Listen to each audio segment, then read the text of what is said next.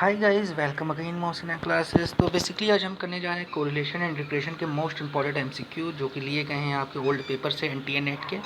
तो हम स्टार्ट करते हैं और उम्मीद है इसको करने के बाद आपको कोई भी क्वेश्चन फंसेगा नहीं एग्जाम के अंदर।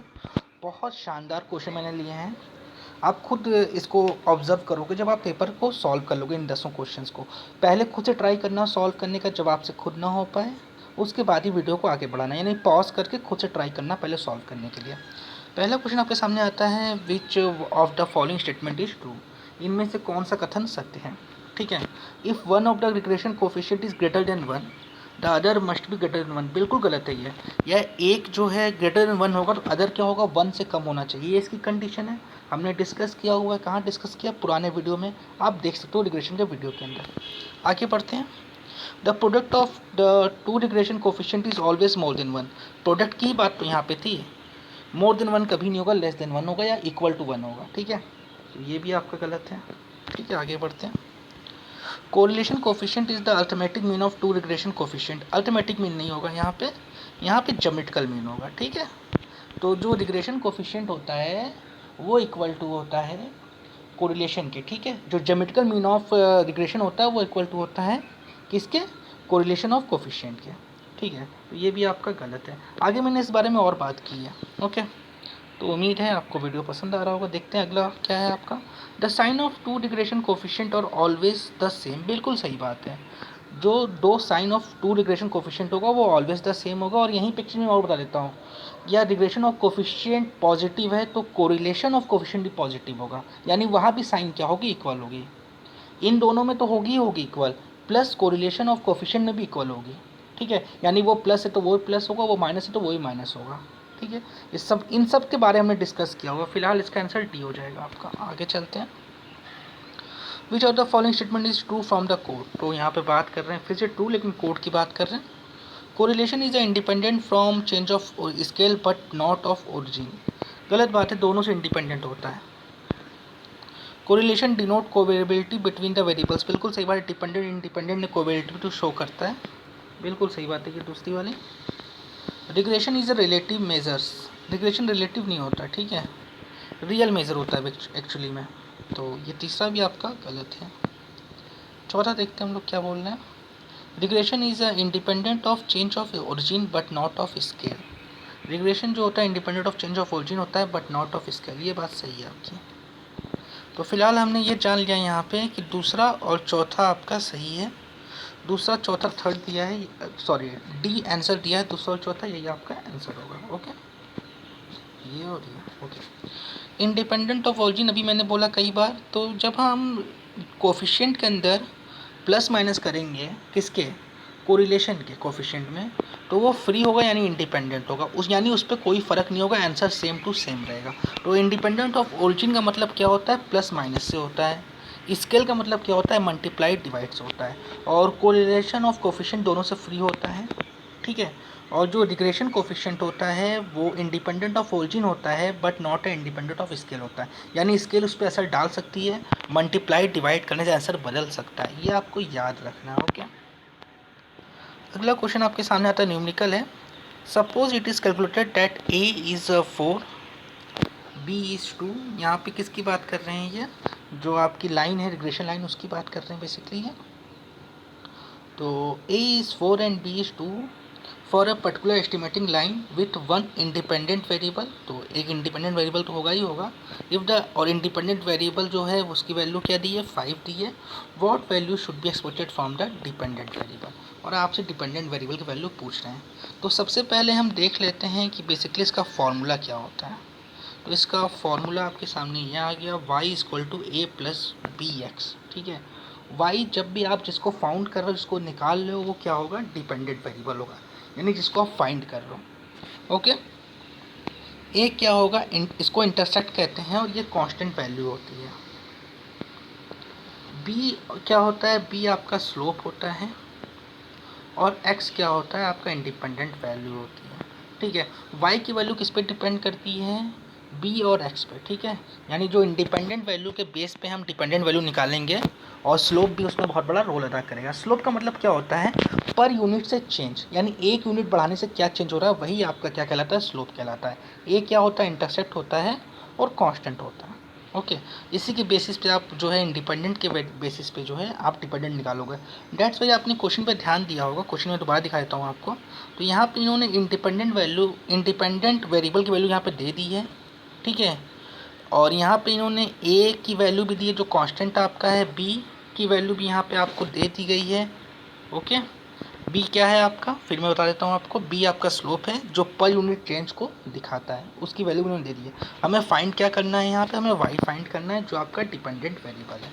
बस कुछ नहीं करना है, इसको आपको रख देना है फॉर्मूले के ऊपर। तो वाई की वैल्यू फाइंड करनी है, 4 आपको मिले ही है जो कांस्टेंट है ए की वैल्यू, ठीक है, हमें पता ही है। फिर 5 जो है आपकी एक्स की वैल्यू है और 2 जो है बी की वैल्यू है, ठीक है। इसको आपने जब सोल्यूशन निकाला तो वाई क्या आ गया, 14 आ गया।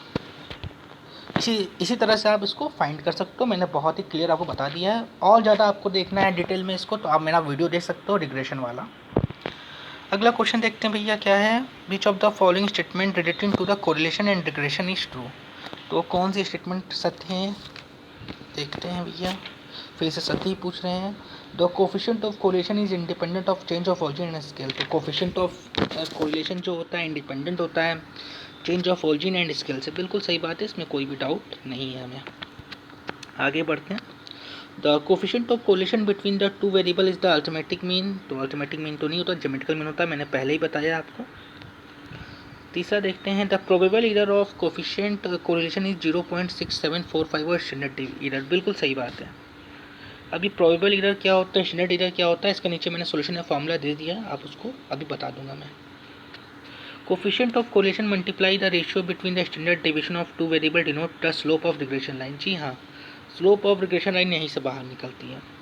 चलते हैं थोड़ा पीछे हम लोग, ठीक है। यही जो है आपकी ना स्लोप लाइन है, ओके, जो बी एक्स है, इसको बी एक्स वाई और बी वाई एक्स भी कह सकते हैं। ये सारी चीज़ें मैंने बताई हैं आपको रिग्रेशन के वीडियो के अंदर। तो फिलहाल ये स्टेटमेंट भी आपकी सही है, यानी बी आपका गलत है, दूसरा आपका गलत है, बाकी सब आपका सही है। तो आंसर क्या हो जाएगा आपका, आंसर हो जाएगा 1 3 4। ओके, अब यहाँ पे फॉर्मूला देते हैं, प्रोबेबल एरर क्या है 0.6745 1 माइनस आर स्क्वायर। आर से क्या मतलब है, आर किसको रिप्रेजेंट कर रहा है, कोफिशिएंट को, कोफिशिएंट ऑफ कोरिलेशन को रिप्रेजेंट कर रहा है आर आपका। और अंडर रूट में एन नंबर ऑफ ऑब्जर्वेशन है। और स्टैंडर्ड एरर क्या होता है, ये होता है, ये बेटर मेजरमेंट होता है। बेसिकली ये क्या देखते हैं ना, देखते हैं कि जो हमने रिग्रेशन जो हमने कोफिशिएंट ऑफ कोरिलेशन निकाला है, जो आर निकाला है, वो जो है कितना रिलायबल है, कितना ट्रस्टवर्दी है। तो उसको चेक करने के लिए हमारे पास क्या है, प्रोबेबल एरर है, ठीक है। या आपका कोफिशिएंट ऑफ कोरिलेशन 6 टाइम है पी का, तो हम मानते हैं रिजल्ट क्या है, सेटिस्फैक्ट्री है, यानी अच्छा रिजल्ट है।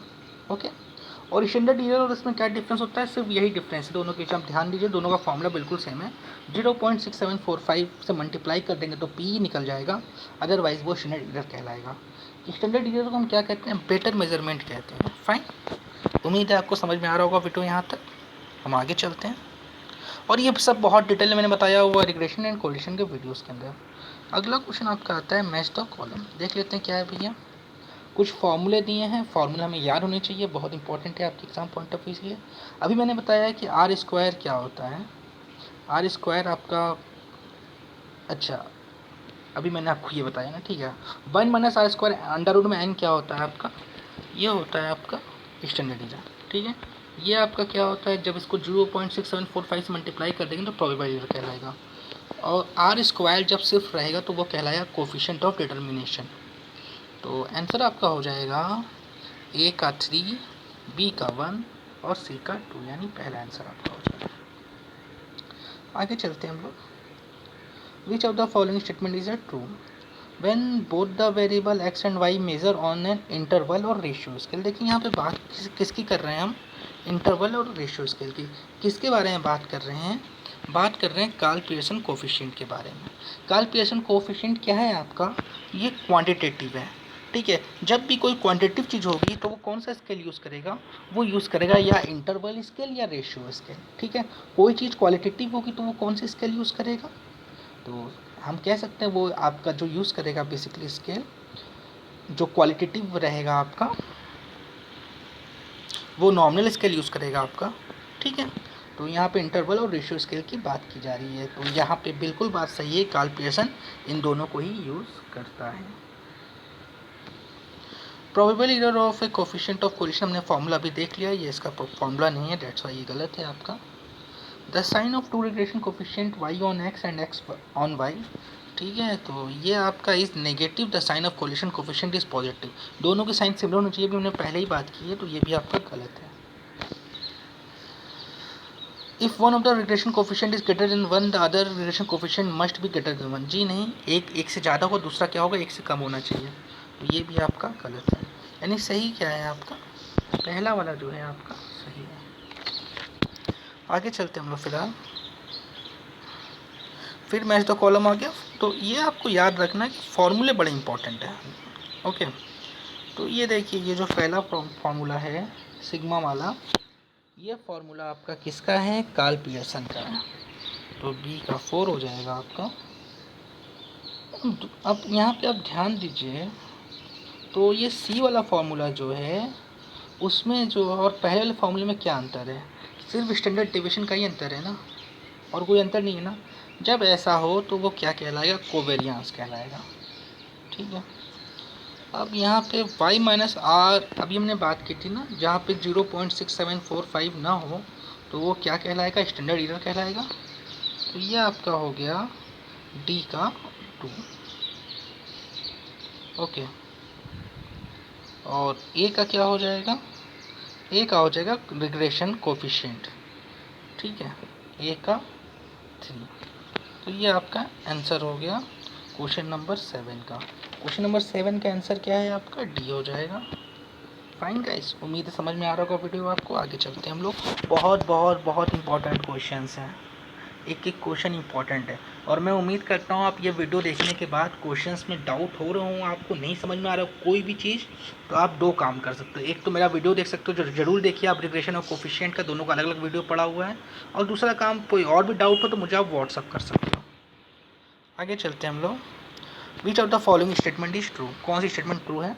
Spearman correlation is a measures of association between two interval variables, interval की बात कर रहे हैं ना गाइज यहाँ पे, और स्पीयरमैन कोरिलेशन की बात कर रहे हैं, ठीक है। तो स्पीयरमैन कोफिशिएंट ऑफ कोरिलेशन जो होता है इंटरवल वेरिएबल पे नहीं होगा, ओके, क्योंकि आपका स्पीयरमैन कोरिलेशन जो होता है वो आपका क्या है, वो आपका क्वालिटेटिव है, ठीक है। तो क्वालिटेटिव है तो नॉमिनल हो जाएगा आपका, या फिर आपका ऑर्डिनल हो जाएगा, दो ही स्केल यूज़ कर सकता है। इंटरवल स्केल क्या है आपकी, क्वालिटेटिव है, डेट्स पहला नहीं होगा। आगे चलते हैं हम लोग, Pearson correlation coefficient is design to extend of linear association, तो ये तो इसका फ्यूचर ही है कि लीनियर रिलेशनशिप को ये एस्टेब्लिश करता है, यानी इक्वल जो आपका रेशियो इंक्रीज होता है इक्वल डिस्टेंस, इक्वल डिफरेंस पे, ठीक है। यानी 1 यूनिट आप इंक्रीज करोगे तो जो वैल्यू इंक्रीज होगी वो इक्वल इंक्रीज होगी, यानी एक सीधी लाइन आपकी बन जाएगी लीनियर के अंदर। जैसे मान लीजिए आप कह रहे हो कि 1 रुपये दाम बढ़ाने से आपकी सप्लाई 5 यूनिट बढ़ रही है, तो हर 1 रुपीज़ बढ़ाने से आपकी सप्लाई कितनी बढ़ेगी, 5 यूनिट बढ़ेगी। तो ये आपका क्या कहलाएगा, लीनियर एसोसिएशन या लीनियर रिलेशनशिप। तो ये किसके अंदर होती है, ये पियर्सन के अंदर होती है, बिल्कुल सही बात है, दूसरी बात। आगे चलते हैं, the regression analysis the dependent variable is treated as fix variable, dependent और while independent variable is random, random नहीं होता, ये गलत बात है, ओके। और ये वैल्यू +1 होती है ना कि 2 होती है, तो ये भी गलत है आपका। पियर्सन कोफिशिएंट और correlation can range from 0 to 1 होती है, ठीक है, 0 to 1। तो इसका आंसर क्या हो गया गाइस, आपका दूसरा हो गया। Question number 9, the correlation coefficient is of two regression coefficient, तो यहाँ पे क्या होगा, यहाँ पे ज्योमेट्रिकल मीन होगा, GM। तो फिल द ब्लैंक्स में क्या हो जाएगा आपका, GM हो जाएगा। The correlation coefficient is a geometrical mean of the two regression coefficient, ठीक है। स्पियरियस रिलेशनशिप के बारे में बात कर रहे हैं, तो ये कैसे होती है, ये हो जाती है आपकी happen only due to the third variable which is common to both the variable, यानी थर्ड वेरिएबल के आने से जो होता है रिलेशनशिप कैसी होती है, स्पुरियस रिलेशनशिप होती है दो वेरिएबल के बीच में। तो 10 का आंसर क्या है आपका, थर्ड हो जाएगा गाइस। तो उम्मीद है गाइस की वीडियोस आपको पसंद आ रहे होंगे, और ऐसे ही आप चाहते हो कि मैं बाकी जो आपकी T test, Z test, F test है उस पर बना दूँ, और ऐसे ही मैं बना दूँ आपका जो प्रोबेबिलिटी डिस्ट्रीब्यूशन है, ठीक है, नॉर्मल डिस्ट्रीब्यूशन और पॉइजन डिस्ट्रीब्यूशन उस पर। तो वीडियो को लाइक कीजिए, शेयर कीजिए फ्रेंड्स के साथ, और कमेंट बताइए कैसा लगा वीडियो आपको। Bye, take care.